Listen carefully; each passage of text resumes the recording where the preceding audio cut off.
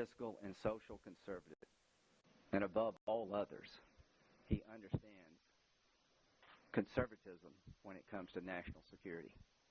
Conservatism when it comes to national security is building a strong military, second to none, and using it smartly, forming alliances that will make us safe over here. Jeb has come to conclude, as I have, you have two choices in fighting this war. Fight it over there smartly, or fight it in our backyard. I've spent most of my adult life in the military. It's been one of the things I'm most proud of. I know those who are fighting this war. I've walked in their shoes. I've spent time trying to learn their world.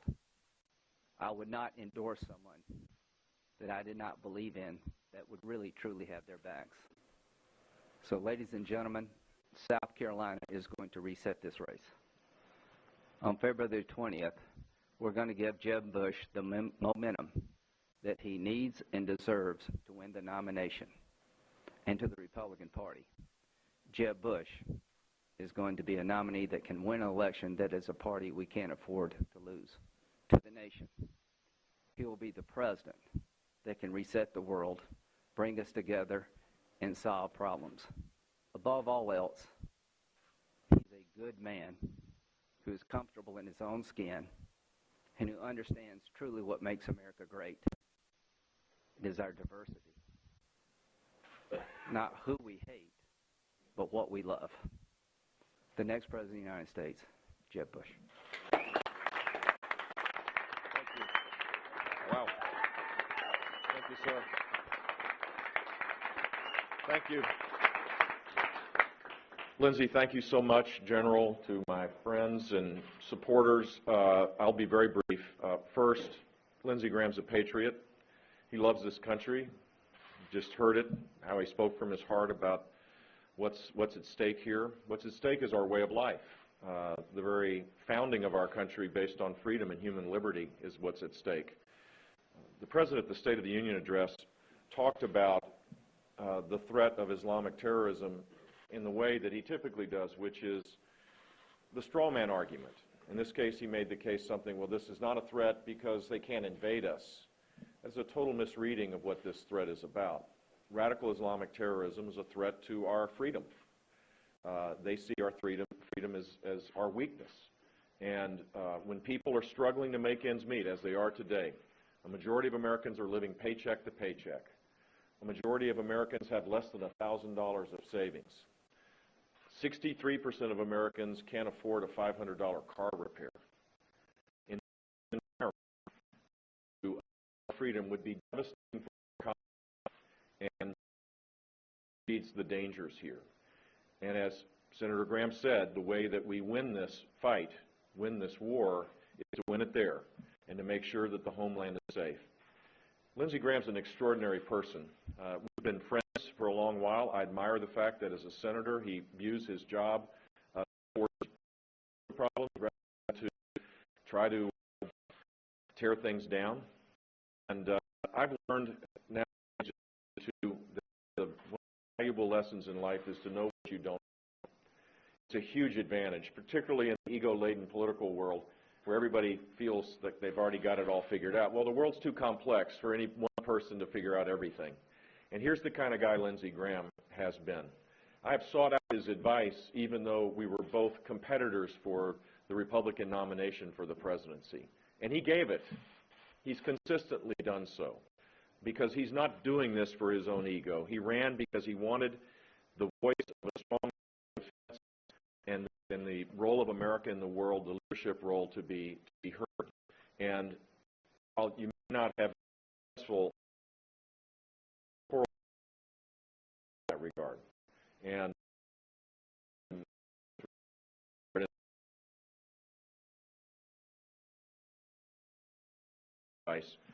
one final point, South Carolina is going to be a really important primary. It always seems to be that way. The table is set by Iowa and New Hampshire, and the direction of campaigns are set here in South Carolina. And here's my pledge. I will campaign with heart and conviction about the need for a strong national defense to rebuild homeland security and equally important to make sure that when veterans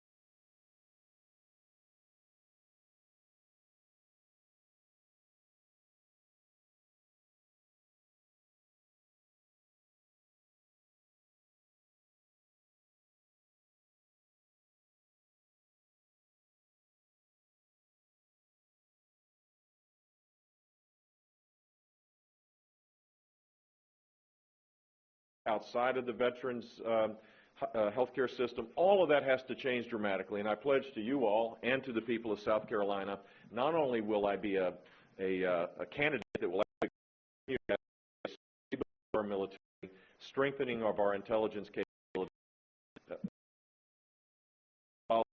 America that leads so that we can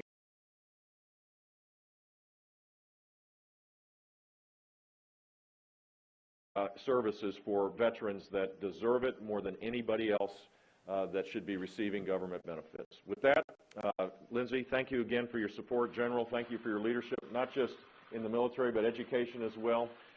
It was a blast being on the stage last night in South Carolina. Just quick note, I didn't realize I was doing it, but I made reference to the state that I really appreciate a whole lot, I think 6 times last night. I might have mentioned you. I mentioned Governor Haley, Boeing, which does make planes, by the way, that are sold in China here. Just, I don't know if Mr. Trump on his way out saw the planes that had the painted, you know, the airlines from China. The Citadel and Emmanuel AME. This is an extraordinary community and an extraordinary state with great leaders, and I'm blessed to be a candidate that will campaign really hard here in South Carolina. Happy to answer any questions. Get back up here. Oh, okay. About endorsements, is you pick up Senator Graham's supporters, but you also get some very loud enemies with that. Are you prepared for that from the South Carolina? Enemies? You didn't tell me about your enemies, Lindsay. Well, you'll get to know them. Look, this is a big deal nationally, in the sense that Lindsey Graham is by far and away recognized as, if not the most, the strongest policy-oriented national defense senator, not just a senator, but just from a policy point of view, the most consistent supporter of a strong national defense in the country, period, over and out. He has a following that is national, and I'll take all of his enemies, because he's got a lot more friends.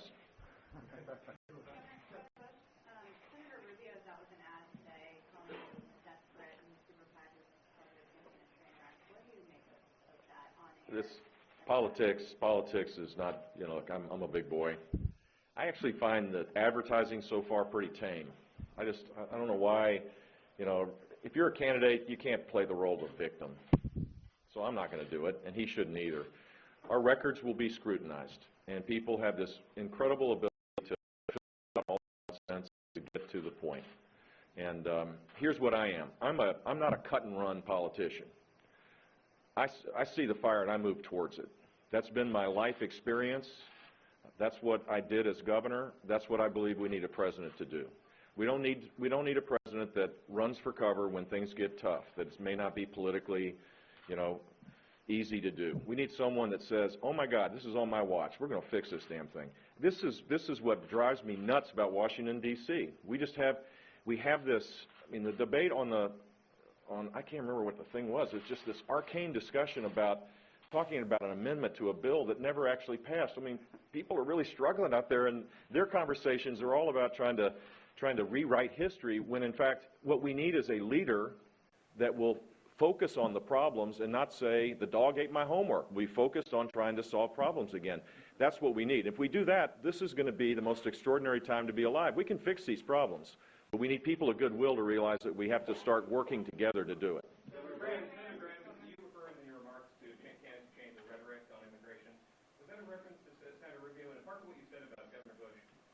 learned something about Senator Rubio in the process of working with him on immigration that gave you pause about supporting him in this choice?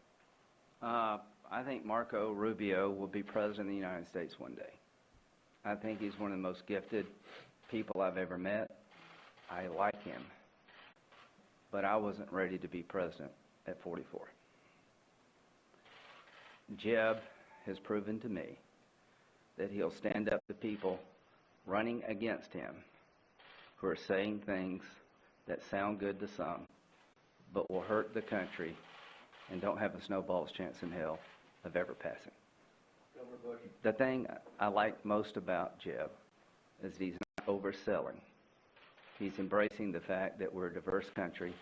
We have to sit down and work with Democrats and independents, libertarians, and vegetarians to get immigration right. So, Work with vegetarians? yes, you do. There are not many in South Carolina, but we're going to win the vegetarian vote. Just so, I don't know if you know this, Lindsay, now that you're an integral part of the team, we have a barbecue coalition here. We've got like 15 different barbecue joints that have signed up, so. We will win. Governor Bush, and also for the senator, both of you and the other governors in the race keep making the case for experience and leadership. And so far, these are the candidates that have had the toughest time gaining traction. Why is that? Look, I think people are legitimately angry. I gave you statistics that to me are deeply troubling, but it's more important the human context of having to live paycheck to paycheck. In the age of Obama,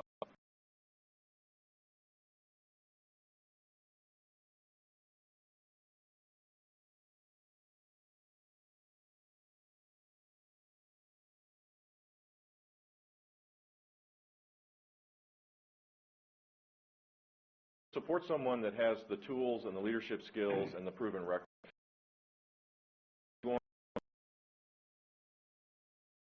So-called strongman, you know, that doesn't have any particular views of substance, but gives a sense that, you know, temporarily at least, that he's a strong guy. He's got a big volume in his voice or whatever.